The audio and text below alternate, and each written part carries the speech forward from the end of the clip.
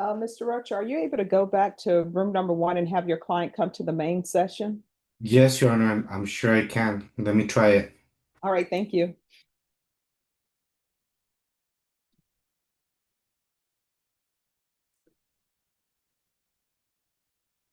Sorry.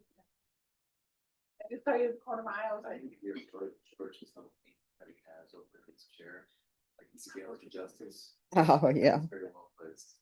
That's how we do that now. Oh, yeah. Hi, how's it going? Yes. I'm gonna ask him. Hello?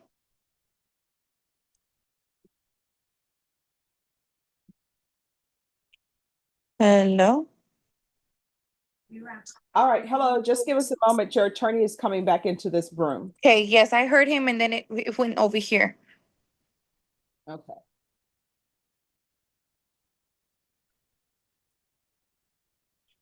All right.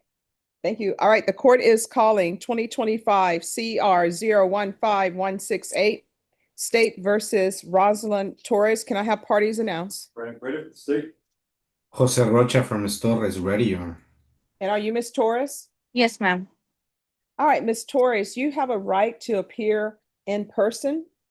Did you review the document entitled Defendant's Consent to Plea by Video Conference with your attorney? Did you understand it?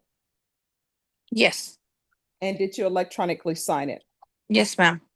And Attorney Rocha, did you electronically sign it as well? Yes, he did, Your Honor.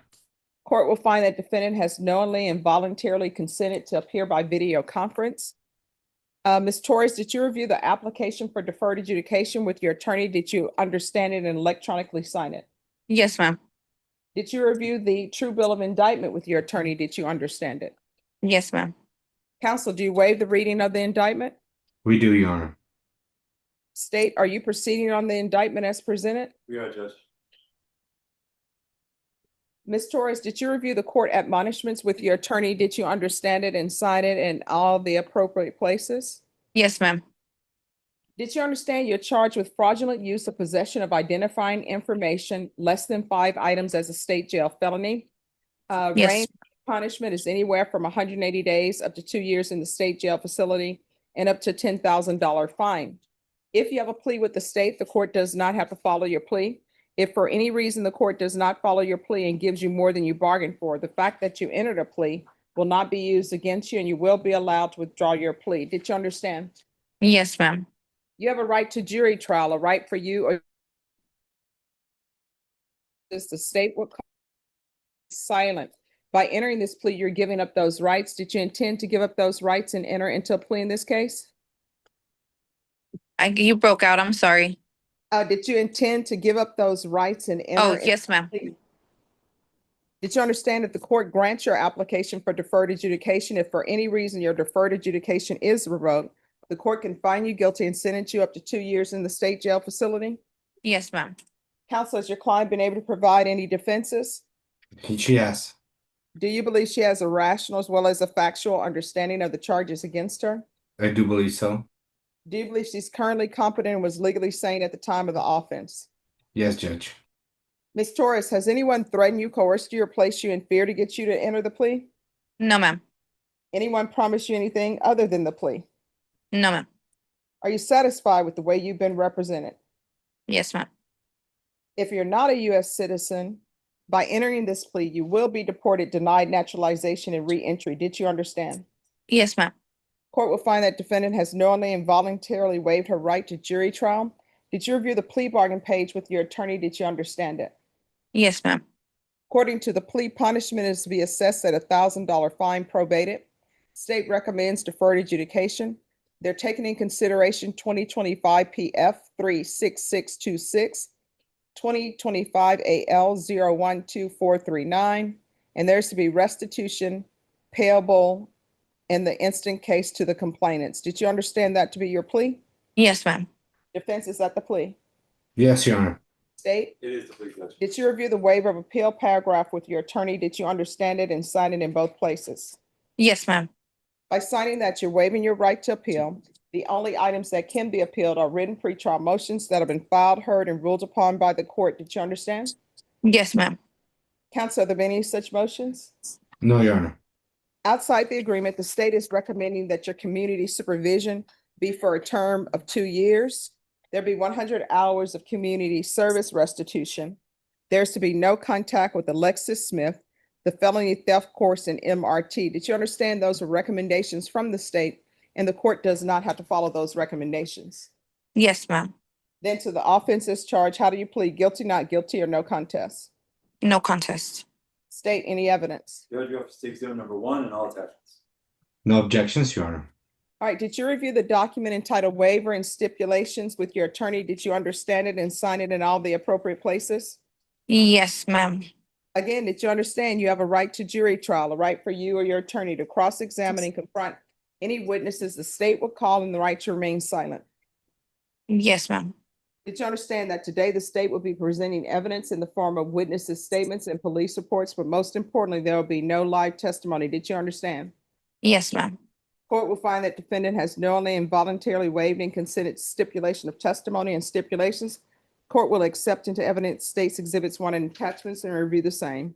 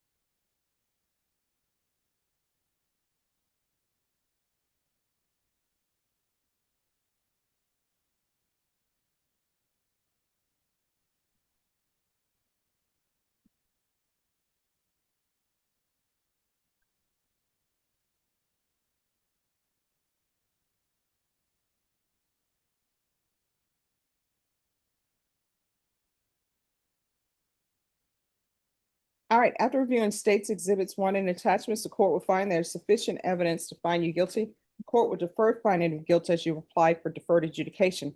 Are you proceeding with sentencing? Yes, Your Honor, please.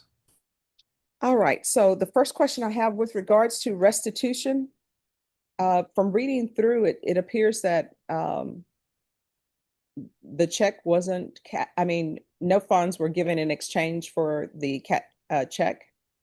I thought I read that they were. I could be reading it incorrectly, but what it says is,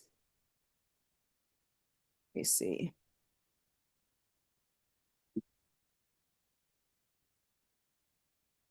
They placed there was a stop payment on the check. Because it said attempted to cash a fraudulent check.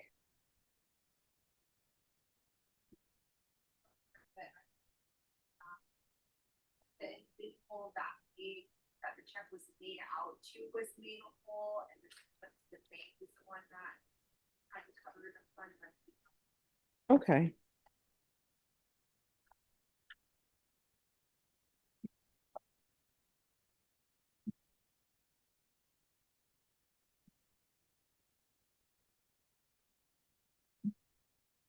If you all can check, Yes.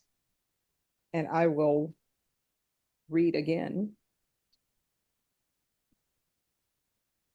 Yes, Judge, that's our understanding from the notes. It appears that check cashing location, ESL Financial was the one that was that lawful funds. Okay.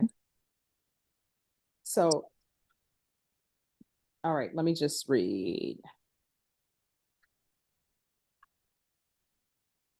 All right, I see where it says, counsel, in the notes, I see where it says, not in the notes, but in the police report, it says that it had been cashed at one of their locations. And then the company, once they gave funds to your client, then that company sent the check to the bank. And then the bank said, stop payment for it. So the people who are owed the money is the PLS, check cashers of checks. ESL Financial. Okay. PLS or PSL? PLS, Check Cashers of Texas, Inc. And I'm just trying to find the specific amount. Did believe the amount of the check was 1509 and 59 cents. Okay, you say 1509. 1509 and 59 cents. All right, council, are you in agreement that the restitution that's owed is $1,509.59? Yes, Your Honor, that was our understanding. We were when we were discussing this matter because of the controversy that we're discussing right now. It was the understanding of the district attorney's office that uh, the restitution amount was to be determined after today. However, yes, that we do agree with that amount. All right, so just give me a moment. This is what the court will do. The court is going to sentence you to 3 years deferred adjudication, regular reporting by Zoom or in person,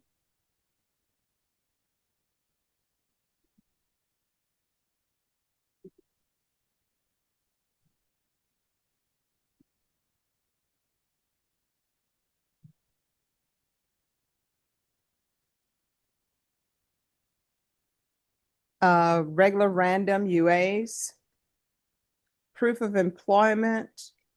When are you due? In about, it's supposed to be March 31st, but I'm already dieted, so there, it's like it's a gamble. All right, so it's going to be proof of employment within 90 days of medical release. Okay. And then I have a question. I do work for home care providing, so I don't know, I is don't that allow, gonna, is that gonna reflect on my work? Because that's the only job that is helpful when, well, that's the only job that works with me. I have 7 kids. I'm about to have 8, so that's the only one that is more compatible with my hourly and stuff on picking them up. Like that's the only boss that I can find that's understanding. well, this is what I can tell you. I don't allow people in my court to work as home healthcare provider. The only exception I will even give to allow that is if there is a letter from the employer that shows, that states that they know what you're charged with, and whomever you're caring for, they have to provide a letter saying that they know what you're charged with. Okay. So there's the restitution to PLS, Check Cashers of Texas, Inc. And the amount of $1,509.59.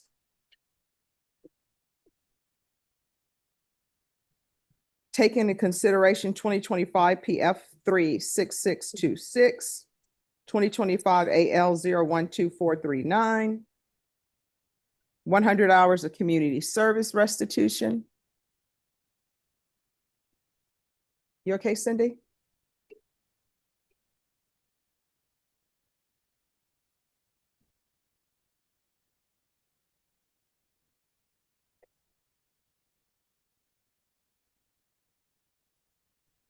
Okay, so 100 hours community service restitution. I'm already parenting. Once that's completed, the community service hours will be deemed satisfied. There's to be no contact with Alexis, Alexis Smith.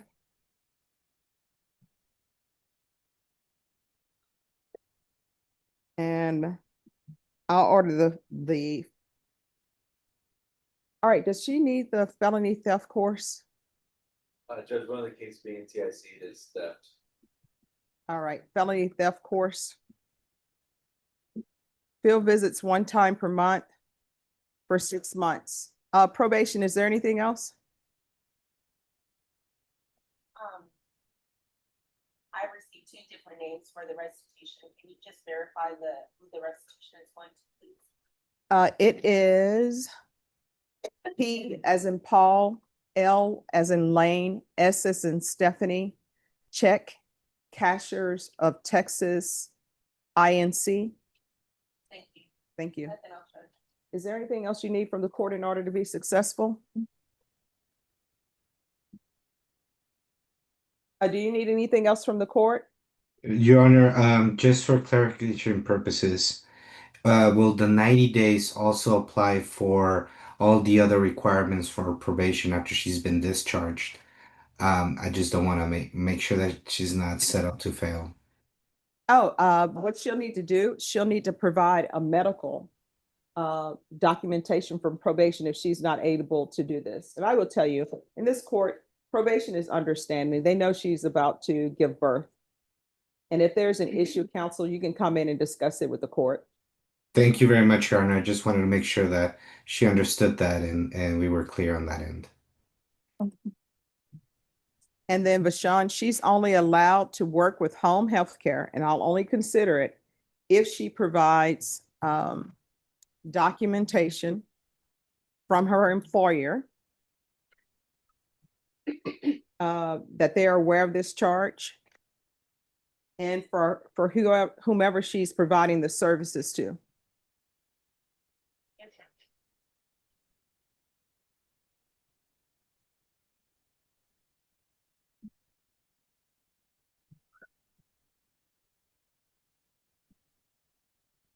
All right, did you review the document entitled Trial Court Certification of Defendant's Rights to Appeal with your attorney?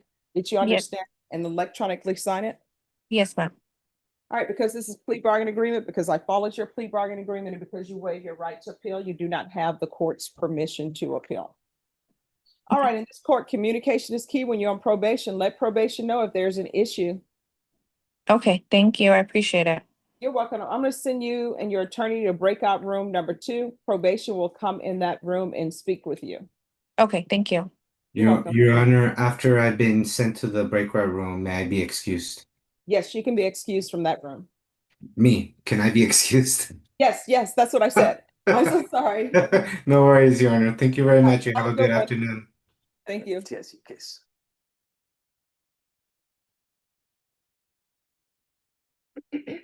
I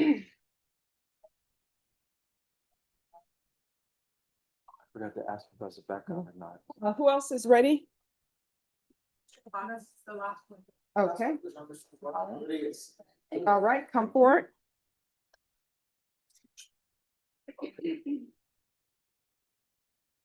Hello. Let me just find you on the docket.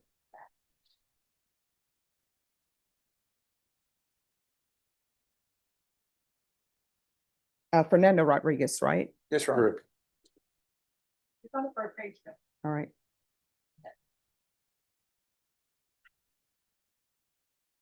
No, I don't. All right, so what's happening here? Judge, this is a motion to withdraw. We e-filed it a while back. I forgot to print it out, but I can bring it to the court tomorrow. Okay. But it's a motion to withdraw, Your Honor. All right, can I see the, can you guys print that out real quick? All right, are you aware of the motion to withdraw? Yes, Fernando Your Honor. Rodriguez? Yep. Yes, ma'am. Motion to withdraw? Okay. All right, court is calling 2025 CR 007735 State versus Fernando Rodriguez. Can I have parties announced? Good afternoon, Judge. Alfonso Cabañas for Mr. Rodriguez. And are you Mr. Rodriguez? Yes, sir. All right, are you aware of your attorney's request to withdraw from your case? Yes, sir. And you're in agreement with it? Yes, sir. All right, then the court will grant the motion. And are you going to need a court-appointed attorney? Yes, please, Your Honor. All right, just remain here and we'll make sure that you have an attorney to represent you, okay? All right, thank you. Thank you, Judge. counsel. Yes. And we're done for today? Judge Brandon thinks that the background that was behind Mr. Rocha was real. And I think it was, Judge, we just have to reset Mr. Galindo. Okay. All right, just give me a moment and I will do that. I think that's, do I do just the wheel for Mr. Fernandez? Just 1 second. All right, and then, This courtroom session gave us a powerful snapshot of how the justice system balances accountability, discretion, and second chances, and not every outcome felt straightforward. Let's start with Frail Braggs. He pled true to violating his community supervision conditions stemming from a controlled substance case. Legally speaking, when a defendant pleads true to a motion to revoke, the court has broad discretion. The judge made it clear he was facing up to 6 years in prison. Instead, he received 2 years, That's significant. The court also recommended therapeutic community treatment, though notably, the judge clarified she cannot force the prison system to place him in that program. That's an important legal distinction. Judges can recommend rehabilitative placement, but correctional institutions ultimately decide program eligibility. Now here's where it gets interesting, and frankly, frustrating. In the Veterans Court discussion, we saw something rare, a judge openly questioning why a defendant was being denied entry into a treatment program seemingly designed for someone exactly like him.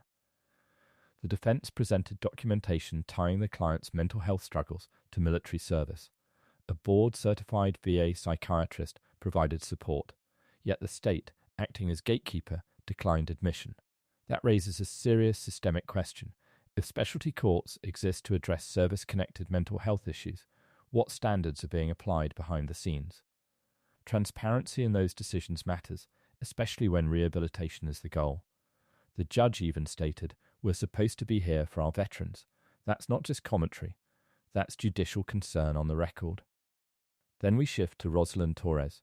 She entered a no-contest plea to fraudulent use or possession of identifying information, a state jail felony. The range, 180 days to 2 years in state jail and up to a $10,000 fine. Instead of immediate conviction, the court granted deferred adjudication for 3 years. That's not an acquittal, it's a conditional pause. If she completes supervision successfully, she avoids a formal conviction. If she violates, the judge can impose the full range of punishment. And let's talk about restitution. 11500-959 owed to PL's check cashers of Texas. The breakdown of how that loss occurred mattered. The funds were advanced before the stop payment was processed. That clarification ensured the correct victim entity received restitution. Financial precision in fraud cases is critical. Restitution orders must reflect actual loss, not speculation. The judge also imposed structured supervision conditions, 100 hours community service, felony theft course, MRT counseling, and strict employment verification. And here's another critical moment. The judge prohibited employment as a home health care provider unless the employer is fully informed of the charge in writing. That's risk mitigation. Courts have heightened scrutiny when financial crimes intersect with vulnerable populations. Throughout this docket, we saw the system functioning in layers. Accountability through revocation. Rehabilitation attempts through specialty court referrals. Conditional leniency via deferred adjudication. Judicial discretion shaping outcomes within statutory limits.